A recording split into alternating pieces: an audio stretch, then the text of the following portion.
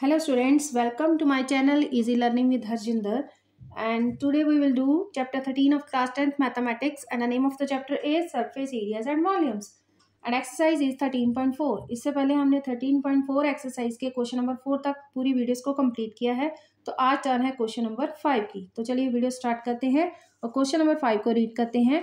A metallic right circular cone 20 centimeter high and whose vertical angle is 60 degree is cut into two parts at the middle of its height by a plane parallel to its base. If the frustum so obtained be drawn into a wire of diameter 1/16 centimeter, find the length of the wire. तो चलिए इसके figure से इसके सम को समझते हैं कि एक मेटालिक राइट सर्कुलर कोन है जिसकी हाइट हमें गिवन है 20 सेंटीमीटर। ये रही हाइट टोटल 20 सेंटीमीटर। और क्या किया गया है कि एक प्लेन से इसको कट किया गया है। वर्टिकल एंगल जो है ये वाला ये 60 डिग्री है टोटल, और एंगल को डिवाइड किया गया है टू पार्ट्स में, जो कि एक middle of its height by a plane एक ड्रॉ किया गया है पैरेलल। इस प्लेन के पैरेलल इस प्लेन को ड्रॉ किया गया है, और उससे क्या होता है कि ये एंगल जो है 60 डिग्री वो कट हो रहा है टू पार्ट्स में, और क्या होगा इक्वल कट होगा, तो ये 30 डिग्री होगा और ये भी 30 डिग्री होगा। If the frustum so obtain be drawn into a wire of a diameter, अगर जो इस पर एक वायर को ड्रॉ किया जाए फ्रस्टम पर, तो find the length of the wire, जितनी वायर यूज होनी है उसकी हमें लेंथ फाइंड आउट करनी है। तो उसके लिए देखिए सबसे पहले तो हमें देखिए दो प्लेन बनेंगे और फ्रस्टम हमारा होगा ये वाला DEBC, और क्योंकि एंगल डिवाइड हो रहा है टोटल 60 है तो ये हो गया 30 डिग्री। ये दोनों हो गए रेडियस। एक रेडियस हम लेट करेंगे R1 और एक लेट करेंगे R2। चलिए तो हम BO को लेट कर लेते हैं R1 और इसको लेट कर लेते हैं R2। और क्योंकि टोटल हाइट है हमारे पास 20 सेंटीमीटर, तो ये दो प्लेन बनेंगे, एक ऊपर वाला एक नीचे वाला। ऊपर वाले पार्ट को हम H1 लेट कर लेते हैं और नीचे वाले को H2 लेट कर लेते हैं, क्योंकि वो उन्होंने बोला है कि उसके मिडल में है। मिडल में मीन्स कि हाइट क्या होगी 10/10 होगी। अगर ये 10 है तो ये भी 10 होगी। H1 भी 10 हो गया और H2 भी 10 हो गया। ये आपको क्लियर करने के लिए कि इतना पार्ट जो हाइट है इतने पार्ट की ये H1 है 10 सेंटीमीटर, और ये नीचे वाली जो है वो H2 है 10 सेंटीमीटर, और जो टोटल है टोटल हाइट क्या होगी H1 plus H2 is equal to 20 centimetre. तो चलिए इसका सोल्यूशन स्टार्ट करते हैं। सोल्यूशन में है सबसे पहले let us consider the frustum DECB, ये वाला हम फ्रस्टम लेट करते हैं of the metallic cone ABC cone का हमने कंसीडर किया frustum DECB। Let R1 is equal to BO, ये वाला पार्ट है BO, रेडियस R1 है, और ये DP है जो P पॉइंट पर कट हो रहा है, DE लाइन जो P पॉइंट पर कट हो रही है उसका हमने रेडियस लेट कर लिया R2। अब हम क्या करेंगे, हम ट्राइंगल्स को लेट करेंगे। सबसे पहले ट्राइंगल लेंगे AOB फुल ट्राइंगल में अगर हम बात करें, ऐसे देखेंगे फिगर को, तो जो एंगल है हमेशा बेस पर बनता है। ये बेस होगा, यहाँ पर 90 डिग्री एंगल होगा, तो ये हो गई हाइट और ये हो गया बेस। अगर इस ट्राइंगल की पूरी की बात करें तो ये वाली हो गई हाइट और ये वाला हो गया बेस, और हाइट अपॉन बेस होता है हमारे पास 10 30 डिग्री। सिमिलरली अगर हम छोटी ट्राइंगल की बात करेंगे तो ये वाली हाइट होगी, ये वाला बेस होगा, एंगल होगा 30 डिग्री, 30 डिग्री। तो वही हम बात इसमें करेंगे, सोल्यूशन में लेंगे in triangle AOB OB upon AP plus PO, क्योंकि टोटल हमने हाइट लेनी है, पूरी ट्राइंगल ले रहे हैं हम, तो 30 डिग्री बन जाएगा 30 डिग्री। और यहाँ पर हम वैल्यू पुट करेंगे OB की, यहाँ पर AP प्लस PO क्या हो गया H1 plus H2 is equal to 30 degree की वैल्यू हम याद करेंगे, पेपर में रिकॉल करेंगे, और यहाँ पर मैं आपको टेबल में बताऊंगी 30 की वैल्यू होती है 1/√3, और उसको हम करेंगे यहाँ पर पुट। उस वैल्यू को पुट करेंगे तो यहाँ पर R1 की वैल्यू क्या आएगी, H1 H2 ऊपर आ जाएगा ओवर √3, और H1 H2 किसके बराबर है, दोनों का सम 20 अपॉन √3 सेंटीमीटर हमारे पास आ गया R1। अब सिमिलरली हमें R2 फाइंड आउट करना है, तो R2 फाइंड आउट करने के लिए हम क्या करेंगे, इन ट्राइंगल, कौन सी ट्राइंगल लेंगे ADP, ये वाली ट्राइंगल लेंगे ADP में हम DP लिखेंगे ऊपर और PA या AP लिखेंगे नीचे। DP over AP is equal to angle बनेगा 30 डिग्री। DP है हमारे पास R2 और हाइट है हमारे पास H1, और 30 की वैल्यू हमें पता है 1/√3। यहाँ से आएगा हमारा R2 is equal to H1 over √3, और H1 क्योंकि है हमारे पास 10, तो ये आ गया हमारे पास R2 10/√3 सेंटीमीटर।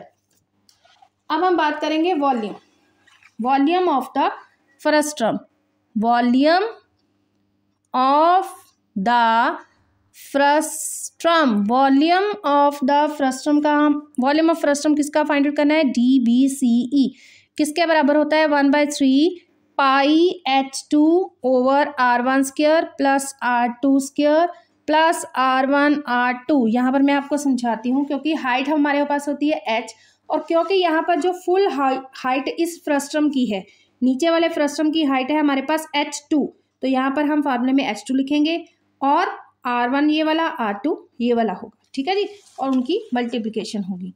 अब इसमें क्या करेंगे, हम वैल्यूज़ को पुट कर देंगे, 1/3 पाई इंटू H2 है 10, R1 है हमारे पास 20/√3 का स्क्वायर प्लस R2 हमने फाइंड आउट किया है 10/√3 उसका स्क्वायर करेंगे और दोनों को करेंगे आपस में मल्टीप्लाई, ठीक है जी।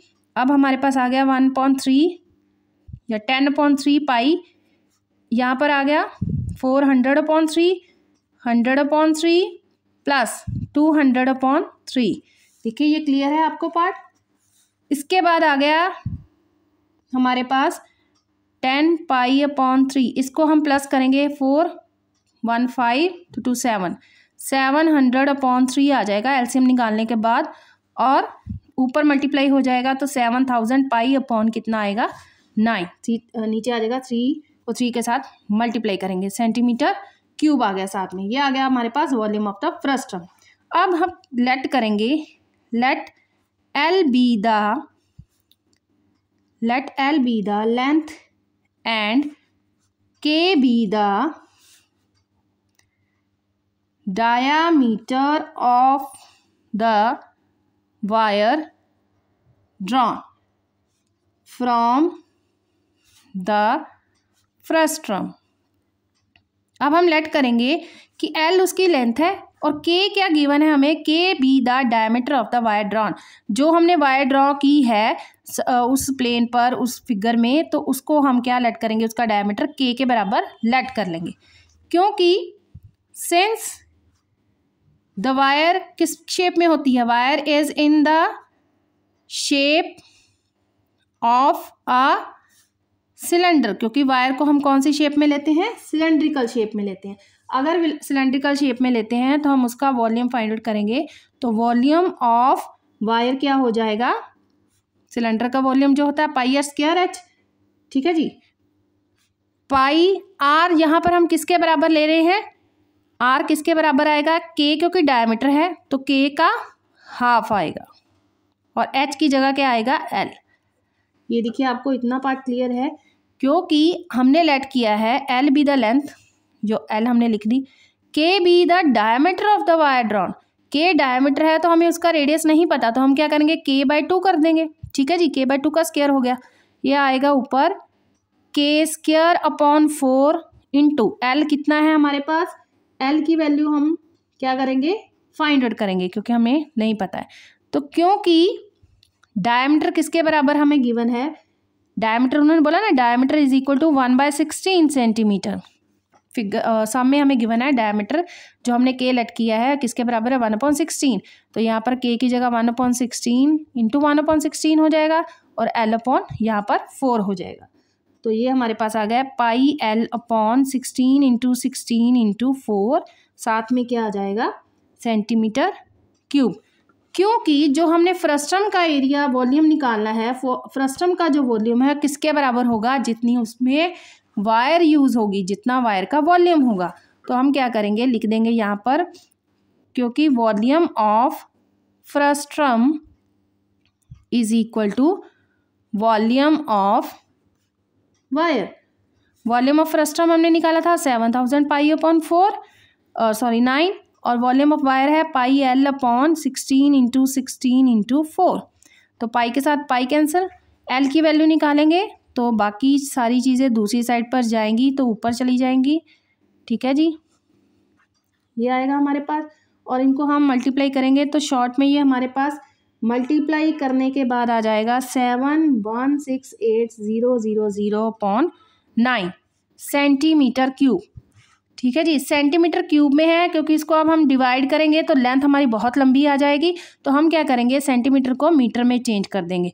तो ये आ जाएगा आपके पास, क्योंकि हम देखेंगे तो हमारे पास 1 मीटर किसके बराबर होता है, 100 सेंटीमीटर। ठीक है जी, क्योंकि सेंटीमीटर को चेंज करना है तो 100 centimetre is equal to 1 metre, और 1 सेंटीमीटर किसके बराबर होता है, 1/100 मीटर के बराबर। ठीक है जी, ये रफ में आपके लिए लिख रही हूँ समझाने के लिए कि 1 सेंटीमीटर आएगा 1/100। ठीक है, तो 1/100 मीन्स कितनी बारी मल्टीप्लाई होगा नीचे, 1/100 1/100 1/100 3 टाइम मल्टीप्लाई होगा, तो 168,000.9 नीचे कितना आ गया, 1 2 3 4 5 6 0 आ गए, 6 0 आ गए, तो 3 तो कैंसिल हो जाएंगे और बाकी 7168/9,000 आ जाएगा, 9,000 आ जाएगा। तो इसको जब हम डिवाइड करेंगे 9,000 के साथ मीटर, तो ये हमारे पास आंसर आ जाएगा 7964.44 मीटर। ठीक है जी, ये हम क्या किया, हमने सेंटीमीटर को पहले मीटर में चेंज किया ताकि जो सम है हमारा, जो इसका लेंथ है वो बहुत ज़्यादा लंबी ना आए। तो हम उसको क्या करेंगे, सॉल्व करने के लिए हमने इसको 1/100 के साथ मल्टीप्लाई कर दिया। तो अब हमने इसको यहाँ पे यहाँ पे अगर हम डिवाइड करेंगे तो ये यहाँ पे ना मैंने ना लेंथ को सेंटीमीटर ही आना था, सेंटीमीटर क्यूब नहीं आना था, सॉरी। तो अगर सेंटीमीटर क्यूब हो तो 3 टाइम मल्टीप्लाई होगा, क्योंकि यहाँ पर 1 सेंटीमीटर है तो हम 1/100 ही मल्टीप्लाई करेंगे। ठीक है जी, तो ये हमारे पास 100 आ गया, ऊपर ये आ गया। ठीक है जी, ये हमारे पास आ गया। आपने 0 कैंसिल करने हैं तो 0 कैंसिल कर दीजिए, नहीं कैंसिल करने हैं तो आप इसको सीधा डिवाइड कर दीजिए, ये आप पर डिपेंड करता है। ये ऊपर 3 ज़ीरोज़ तो थे ही इसके साथ में। ठीक है जी, तो नीचे 2 ज़ीरोज़ आ गए 100 के। मैंने यहाँ पर ना सेंटीमीटर क्यूब की जगह पर लगाया था 3 टाइम, क्योंकि यहाँ पर सेंटीमीटर है, गलती से हो गया यहाँ पर, तो सेंटीमीटर है तो इसको क्या करेंगे, हम एक बार ही मल्टीप्लाई करेंगे। तो इसका आंसर आपके पास डिवाइड करने के बाद ये वाला आ जाएगा। ठीक है जी, तो सम क्लियर है। तो आपको अगर इस सम में कोई डाउट है, क्लियर करना है, तो प्लीज़ कमेंट बॉक्स में कमेंट कीजिए। I will definitely clear your doubt. और मेरी वीडियोस अच्छी लगे तो प्लीज़ लाइक, शेयर और subscribe my channel. Thank you so much.